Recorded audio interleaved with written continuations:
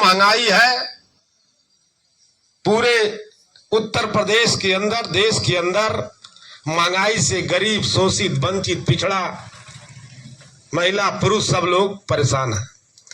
जो बच्चा बीए करता था, गोरखपुर विश्वविद्यालय में पढ़ता था, वो 5,000 में 3 साल की डिग्री लेकर के वो ग्रेजुएट हो जाता था। आज उसी डिग्री को लेने के लिए उसको 50,000 से 1 लाख रुपया खर्चा करना पड़ रहा है। ये भारतीय जनता पार्टी ने फीस इसलिए बढ़ा दिया कि हम आप गरीब हैं, पिछड़े तबके के हैं, दलित समाज से हैं, कि हमारे आपके बच्चे पढ़ने न पावे, इसलिए फीस को बढ़ा दिया। अभी मुख्यमंत्री ने कल विधानसभा के अंदर उत्तर प्रदेश का 25-26 का बजट पेश किया। आज मैं अखबार पढ़ रहा था, उसमें दिया कि इंटर पास, जो 25 में इंटर पास छात्राएं होंगी उनको स्कूटी दिया जाएगा। मुझे बड़ी खुशी हुई कि चलिए गरीब, पिछड़े, दलित, शोषित, वंचित, सामान्य सबको मिलेगा। लेकिन जब मैंने उसके अंदर जाकर के पूरे उनकी योजनाओं को पढ़ा तो उसमें यह दिया गया था जो टॉपर बच्चियां होंगी उनको मिलेगा। अब बताइए, हमारी आपकी बेटियां कमजोर विद्यालयों में पढ़ती हैं, जो सामान्य वर्ग के लोग हैं, अच्छे हैं, धनवान हैं, उनकी बेटियां अच्छे कॉलेजों में पढ़ती हैं तो टॉप तो वही करेंगी। जब वही टॉप करेंगी तो स्कूटी उन्हीं को मिलेगा। ये भारतीय जनता पार्टी दलित पिछड़ों के साथ अन्याय कर रही है। लेकिन अखिलेश यादव जब उत्तर प्रदेश के मुख्यमंत्री थे तो उन्होंने इंटर पास छात्राओं को 30,000 रुपया और साइकिल देने का काम जो किया, वह चाहे अमीर हो, गरीब हो, सबको देने का काम किया। लेकिन भारतीय जनता पार्टी की स्कूटी की जो योजना आई है वह केवल अमीर के घर के बच्चियों के लिए है। इसलिए हम कहने आए हैं कि जब तक आप इस सरकार को नहीं हटाइएगा तब तक हमारे आपके बच्चों के पक्ष में कोई फैसला होने वाला नहीं है। आज स्थिति बद से बदतर हो गई है, पूरे प्रदेश में हाहाकार मचा हुआ है,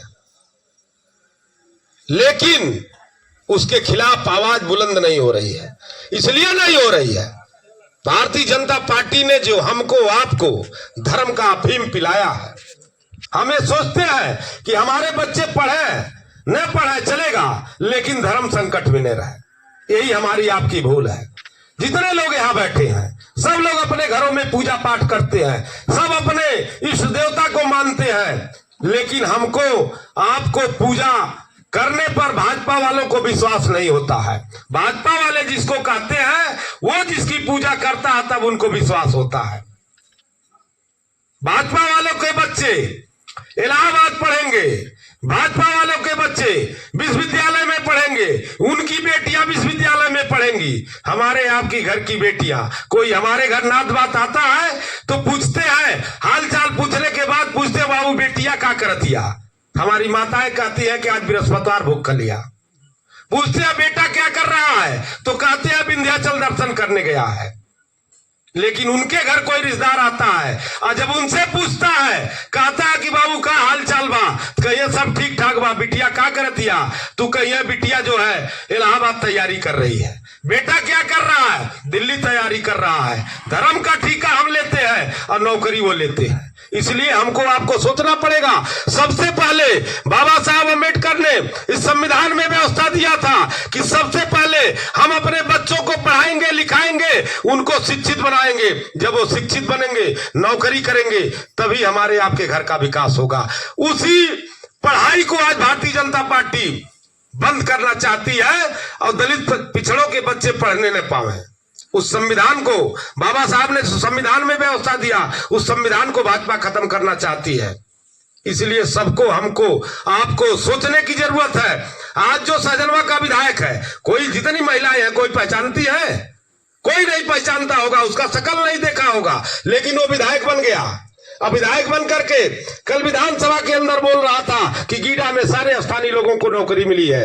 आदरणीय यशपाल रावत जी बैठे हैं, रोज 10 लोग इनके घर आते हैं कि विधायक जी इस फैक्ट्री में नौकरी लगवा दीजिए, उस फैक्ट्री में नौकरी लगवा दीजिए। जब फैक्ट्री मालिक से बात होती है तो फैक्ट्री मालिक क्या कहता है कि हम लोकल के लोगों को नहीं रखेंगे।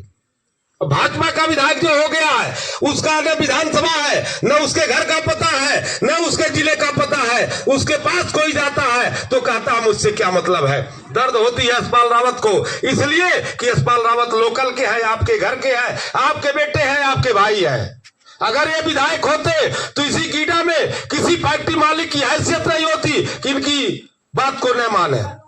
इसलिए हमको सबको आपको आने वाले 2027 के चुनाव में साइकिल वाले उम्मीदवार को जिताना है। यशपाल रावत को जिता करके अगर आप विधायक बनाइएगा तो निश्चित तौर पर आपका थाना, तहसील, फैक्ट्री से लेकर के हर जगह सुनवाई होगी।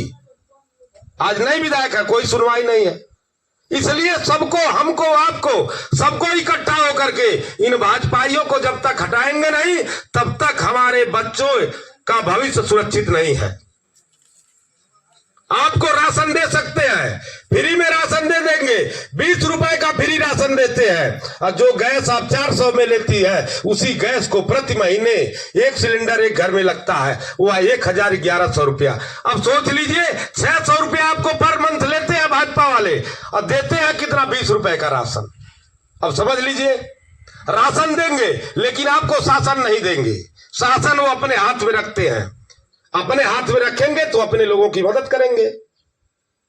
और जब दलित पिछड़ों का बेटा विधायक होगा, सांसद होगा, तब आपकी आवाज को विधानसभा में उठाएगा, आपके बच्चों के लिए कानून बनाएगा, तब आपके बच्चों का विकास होगा। अब विकास आपके बच्चों का नहीं होगा तो आपका विकास नहीं हो सकता है। इसलिए सबको, हमको आने वाले 2027 में पुनः विधानसभा का चुनाव होने जा रहा है। यहाँ पर 27 में आप साइकिल का बटन दबा करके यहां से समाजवादी पार्टी के विधायक को जिताइएगा और उत्तर प्रदेश के अंदर अखिलेश यादव को मुख्यमंत्री बनाइएगा, तभी हमारे आपके समस्याओं का समाधान होगा।